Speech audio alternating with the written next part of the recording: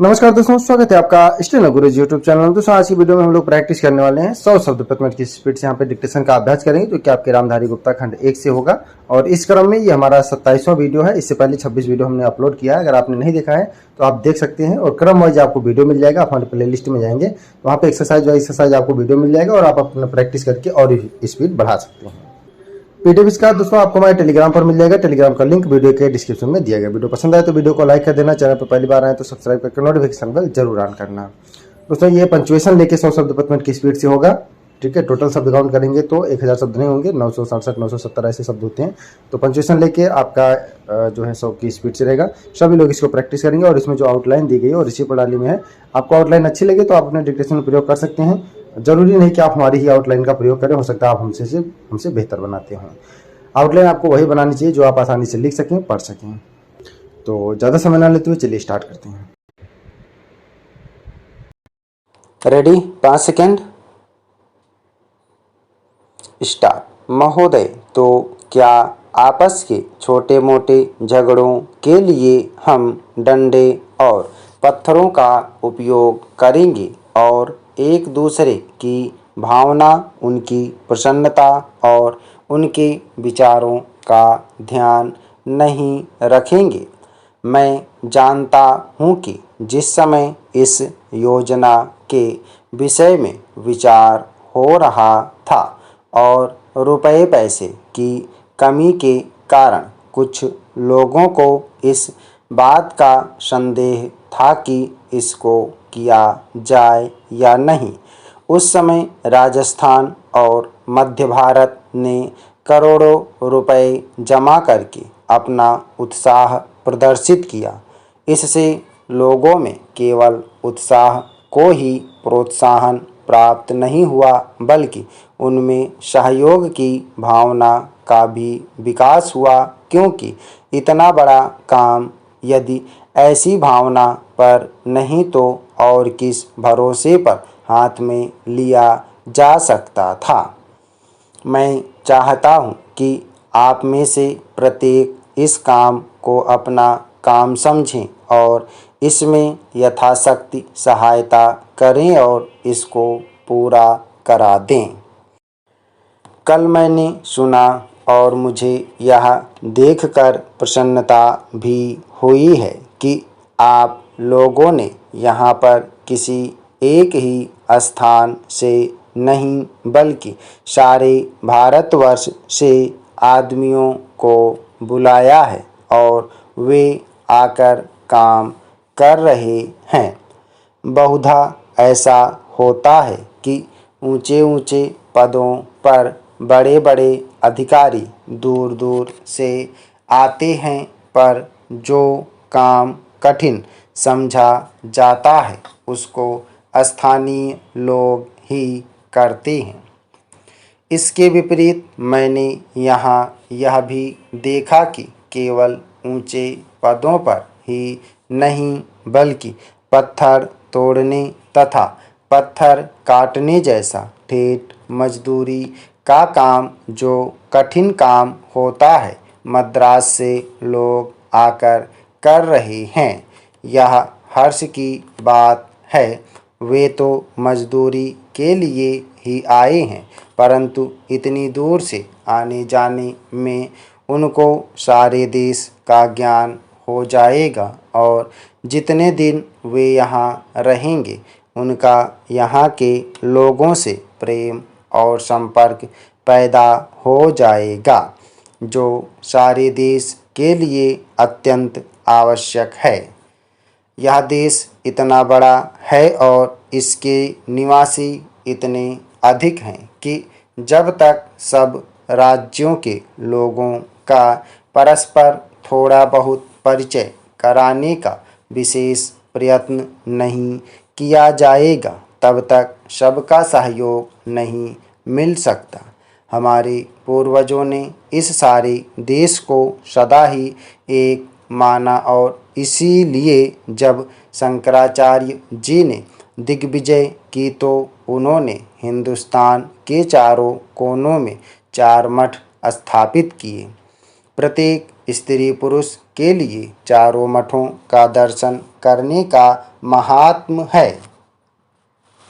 सभापति महोदय, जिस विधेयक पर इस सदन में चर्चा हो रही है उसका इस देश के अधिकांश लोगों ने और इस सदन में भी अधिकांश सदस्यों ने स्वागत किया है, इसलिए इसमें दो राय नहीं हो सकती कि यह विधेयक जनोपयोगी है।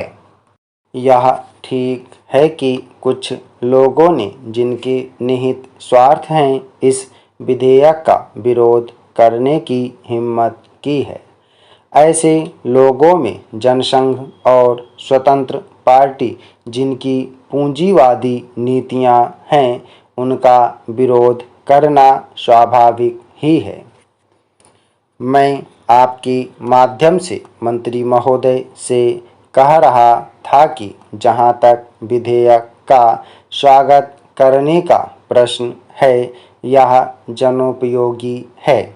जहां मैं इस विधेयक का स्वागत करता हूं, वहां यह भी निवेदन करना चाहता हूं कि इस कानून को सफल बनाने के लिए, जैसा प्रधानमंत्री ने सदन में अभी कहा, जो लोग इसका स्वागत करते हैं उनको उचित दृष्टिकोण और ईमानदारी के साथ काम करना चाहिए। हमारे देश ने गरीबी को दूर करने के लिए पंचवर्षीय योजनाओं के माध्यम से योजनाबद्ध तरीके से विकास के कार्यक्रम को चलाने की नीति अपनाई है। विधेयक के सिलसिले में जहां यह विरोध किया जाता है कि इस विधेयक से एक तानाशाही पैदा होगी, अधिनायकवाद होगा, वहां मैं यह निवेदन करना चाहता हूं कि यह विधेयक उन लोगों पर जो पूंजीवाद के जरिए से, एकाधिकार के जरिए से हम पर नियंत्रण रखना चाहते थे और जिनकी पूंजी इस विधेयक के अभाव में बैंकों के माध्यम से बराबर बढ़ती जा रही थी, रोक लगाता है। उनकी नीतियों का परिणाम यह हुआ, देश के चंद लोगों की पूंजी जो इन बैंकों के स्वामी थे, अत्यधिक बढ़ गई।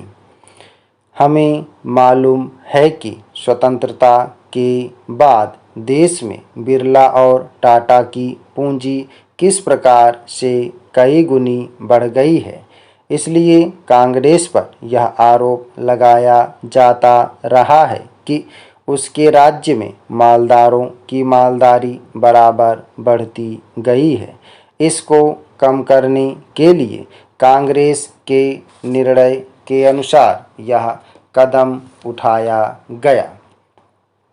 यह कदम स्वागत योग्य है, लेकिन जहां इस कदम का स्वागत करने की बात है, वहां इस बात की आवश्यकता भी है कि यह विधेयक खाली कागजों में ही ना बना रह जाए।